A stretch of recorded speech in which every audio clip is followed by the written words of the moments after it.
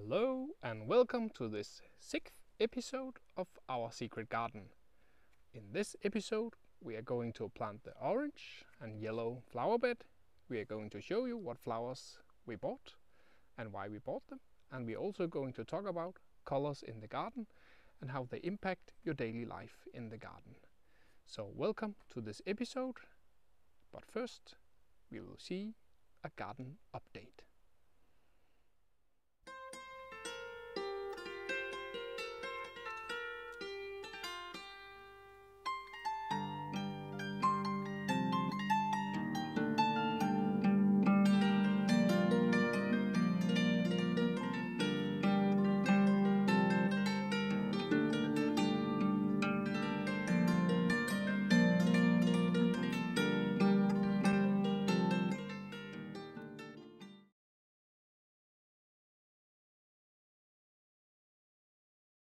So go ahead and ask me, why do you look like an idiot? Because today I'm going to try to kill the wasps with this poison. And that's because they are very close to the house and they have been flying through the garden and attacking other insects and butterflies. So normally we wouldn't do anything about it, but this gets too close. It's actually one of the giant wasps. I'll put the name in. So I'm dressed with this washing bag on my head, and I feel like I'm about to do something totally stupid, but I don't want them in the garden. So let's do something about it.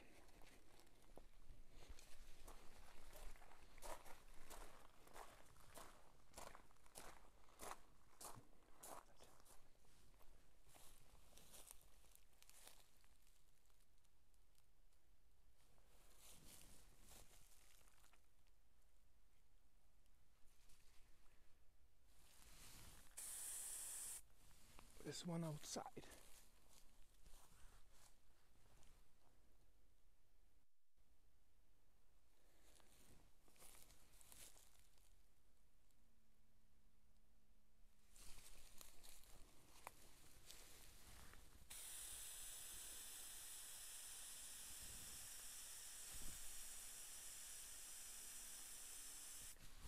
Run, Forest!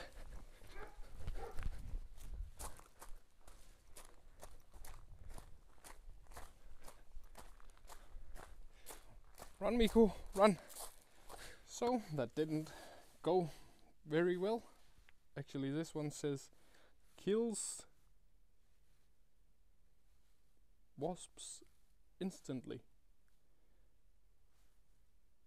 It didn't work and they didn't die instantly. So there was some wasps sitting outside the nest box and I tried to hit them with it, and it looked like they were not affected by it at all. So that was a failure. I think I'll let them be for now and check in on them tomorrow and see if there's anything we can do about it, because I really don't want them that close to the house. So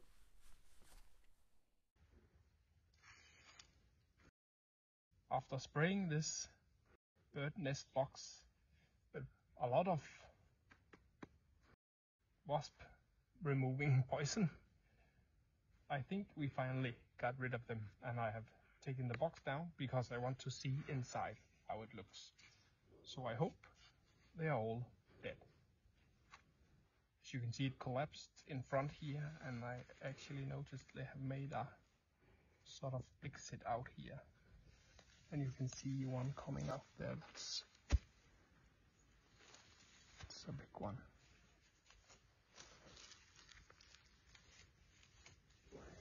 Really not sure.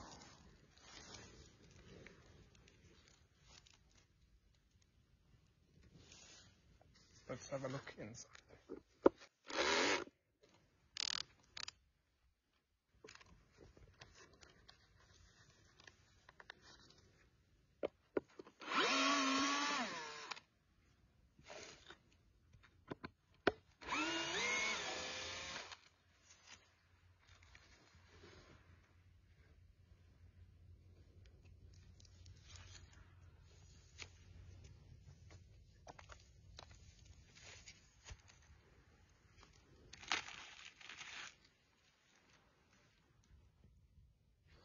can see the cells here.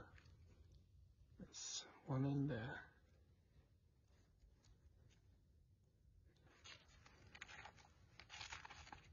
This is quite hard.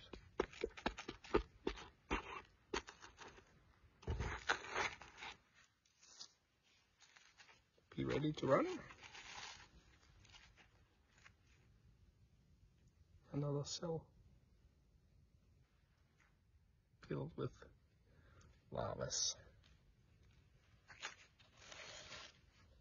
And another level, I think.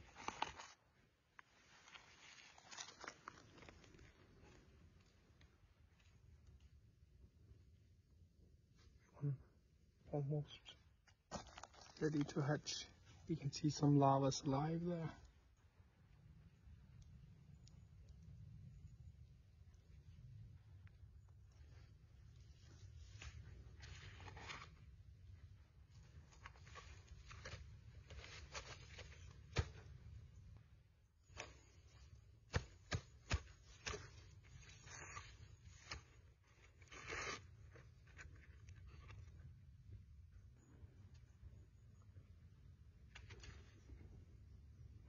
And that was the last level here, also with cells. You can see some alive. Birds love these. If you throw them in the garden, birds will come and eat them.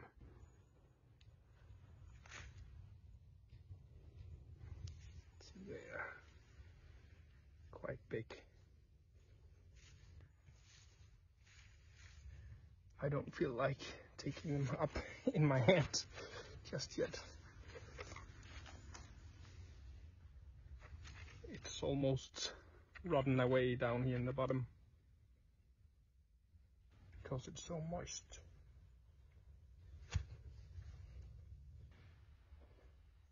I think that was it for this particular pest in the garden.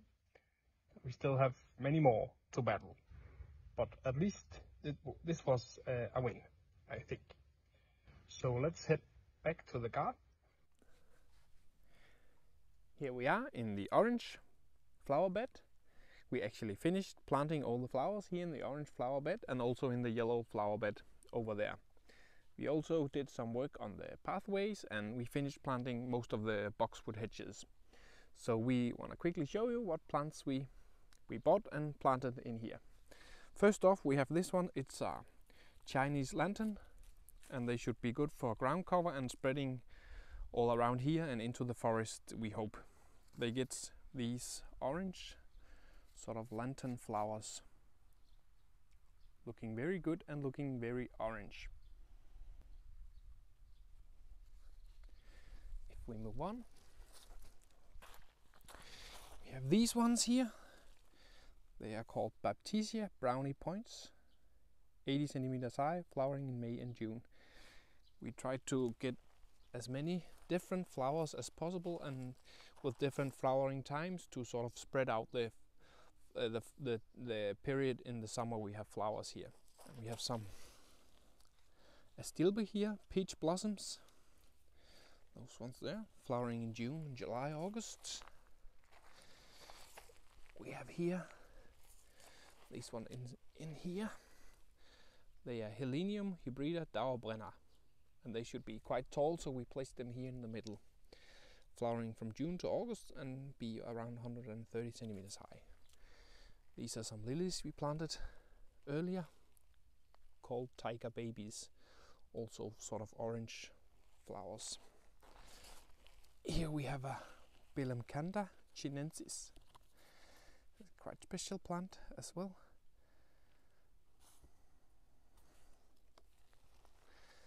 A lot of text there, I'll have to look into it. But they should be in orange. These beautiful orange colors here as well on the flowers. Looking very tropical. In here we have the Dendranthema. Orange flowers, 7 centimeters high and quite late flower times from September to November. Which is quite late here in Denmark. We have a Kniphofia, In Danish it's called rocket flower, flowering from August to September with a mix of red, yellow and orange.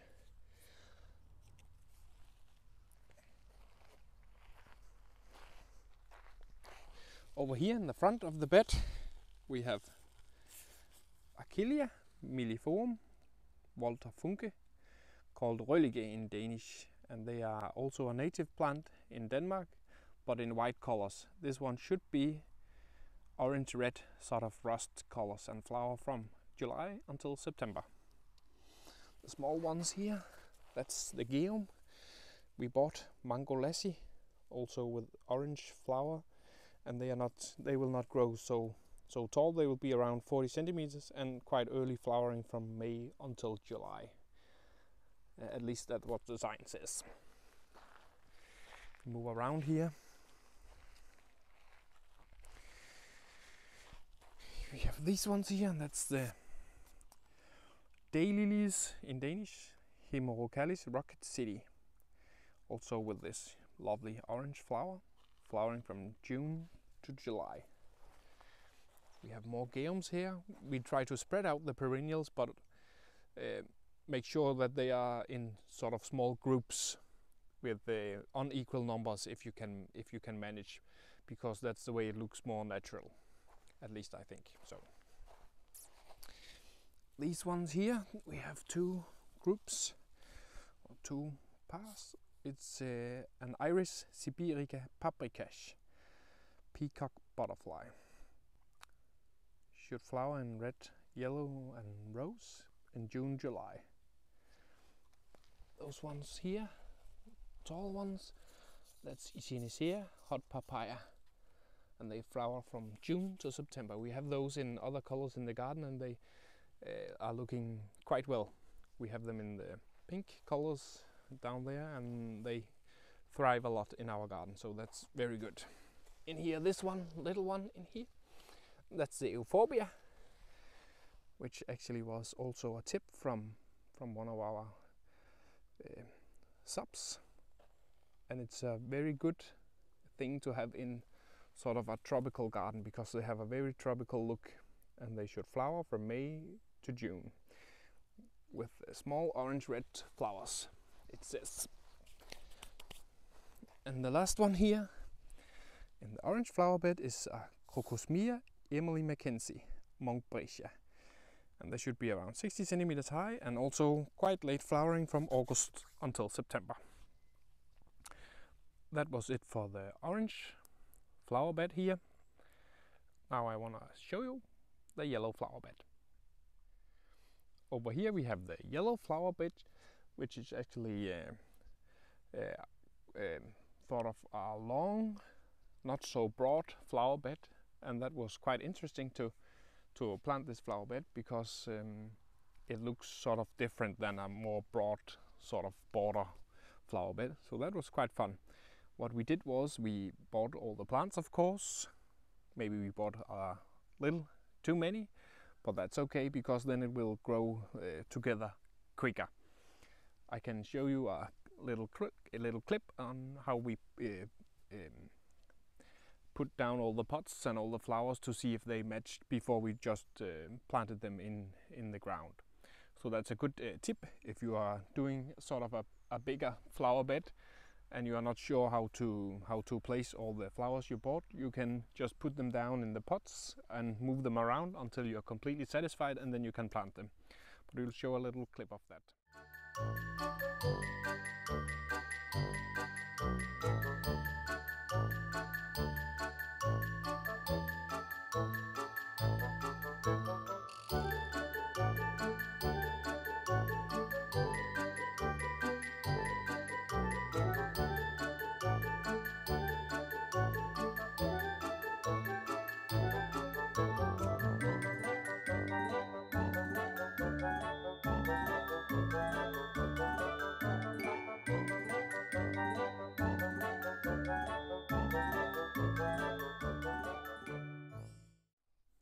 So let's start off here. We have some ground cover plants here with small yellow flowers. They are called strawberries in Danish, but I'm not so sure that it's actually a true strawberry species. Those here are Phlomis roseliana. In Danish they are called lion's tail. They get quite big yellow flowers in July until August. Lovely plant. Moving further down here, we moved these ones into the yellow flower bed. These sculptures here we bought quite cheap in Aalborg, but we are not completely sure that they are going to stay here, but for now they will be here. These ones we have down here is Alchemilia mollis, and in Danish they are called lion's foot. They have a very beautiful leaf structure, and the water and such will be laying down on the leaves in sort of a fun way. They are not growing that tall. They're growing to around 40 centimeters and flowers from June to July. Let's move up here a bit. In here we have another Montbretia, Crocosmia George Davison, and they should have yellow flowers and quite late flowering from July to September.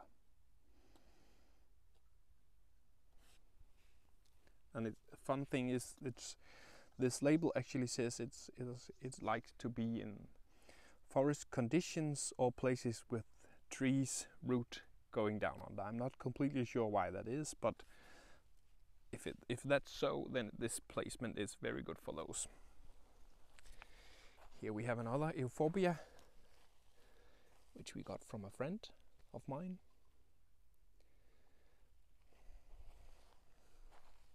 Moving down here, we have those small ones. Lovely yellow flowers coming. And it's Caliphus Hadvegi Sundrop. And that's also quite a low ground cover flower. This one with these yellow flowers here, flowering from June to September. And should only be around 20 centimeters high. So we hope they will cover a bit of the ground. Out here, in the front of the flower bed, we have Antylis vulneraria, which is also a native plant in Denmark, with a lot of different butterflies living on this plant, and also a lot more different butterflies seeking pollinators seeking those flowers. They flower from June until August and are also not that high, 10 to 40 centimeters. So they will attract a lot of bees and butterflies, we hope. Over here in the middle we have Solidago hybrida ducky, with yellow flowers, and should flower quite late from July to September.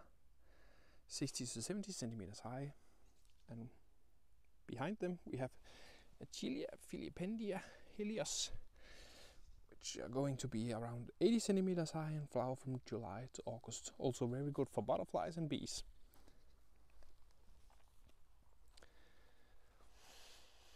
Over here we have another rocket flower, Kniphofia citrina, which should be yellow, orange and orange-yellow, and flower from June to September. I'm looking forward to seeing those flowers. Another geum here we have Hildreichi Georgienberg. All those Latin names will break my tongue one day, but those should be yellow flowers. This is actually more orange, I think, but we'll see. And they are not that high, 30 centimeters, and should flower from May to June. Here we have a Echinacea, which we absolutely love. And this one is called Mellow Yellows, flowering from July to September. If we move down here, we have this looking like a Texas, but it's actually a Korean gold Cephalotaxus harringtoni, and it should grow to around 1.5 meters after 10 years.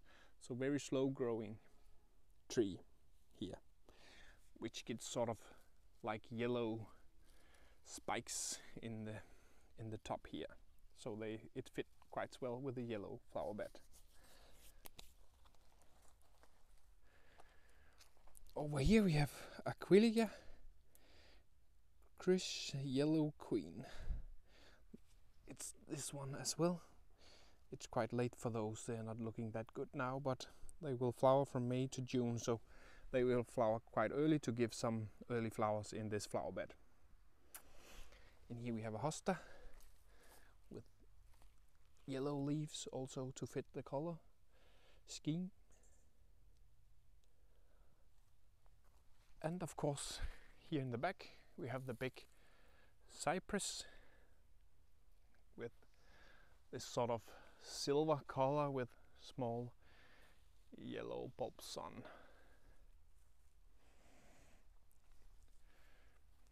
That was it for the orange and yellow flower bed we planted. Now we want to talk a bit about the different colors in your garden and how they affect your garden life. So first off, here we are of course in the red flower bed. So let's talk about red flowers.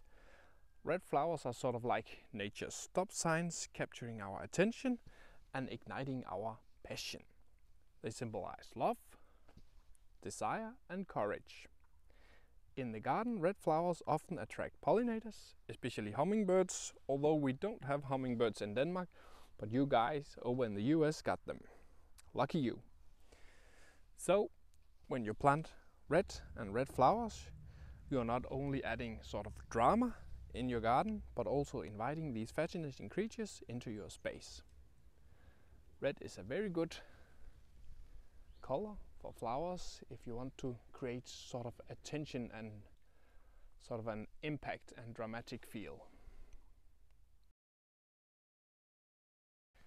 Here we are in the yellow flower bed because we are going to talk a bit about yellow.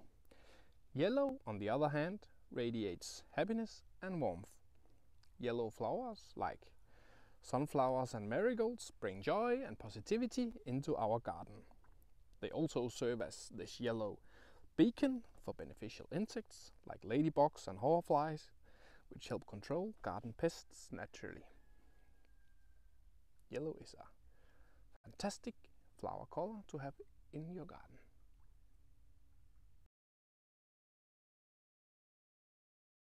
Here we are in this sea of blue and purple colors. Blue and purple flowers have a calming effect on our senses. Their cool, tranquil hues evokes a sense of serenity in our gardens. For example, lavender are known for their soothing colors and fragrances. Additionally, these shades are magnets for butterflies. And you know what? We love butterflies. White flowers, as those ones here, represent purity and innocence. They bring a sense of elegance and purity to any garden. White blooms, such as lilies and daisies, shine brightly in the moonlight, making them perfect for evening gardens. White flowers also pair beautifully with other colors, creating stunning contrasts. They are particularly appealing to moth and night-flying insects.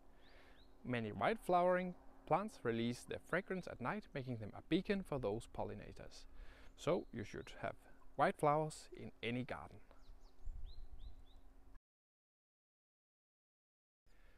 Pink, on the other hand, like those ones here, those roses here, lovely pink roses, is often associated with sweetness and romance. Roses, peonies and cherry blossoms in shades of pink infuse gardens with an air of love and tenderness. They are perfect for celebrating special occasions and creating romantic settings.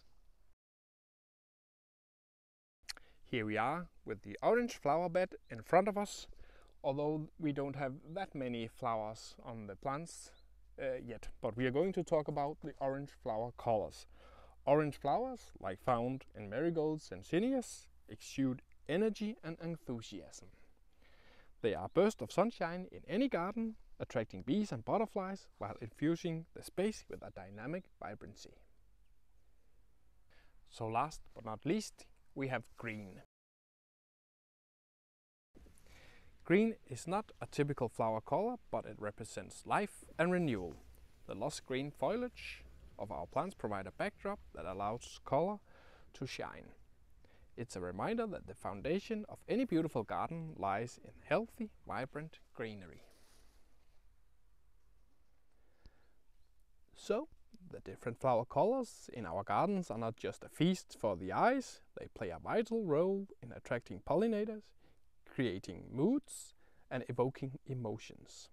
They offer us a chance to express ourselves creatively and to connect with nature on a deeper level. So, as you tend to your gardens, remember the stories these colors tell, the life they attract, and the beauty they bring into our lives. That was all on the topic of colors in the garden. Now we will have a small recommendation for you guys.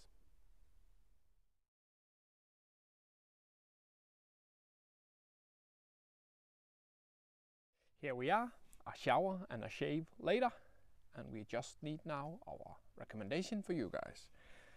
It's actually this time a small YouTube video called How to Choose a Color Scheme for Your Garden. It's just under 3 minutes long, and it will give you actually a lot of good advice on choosing color schemes and how to mix and match colors in your gardens. It tells about the shape and forms of leaves and flowers as well. So, a small video, we'll make a link for it in the description. It's from Royal Horticultural Society. That was it for this episode.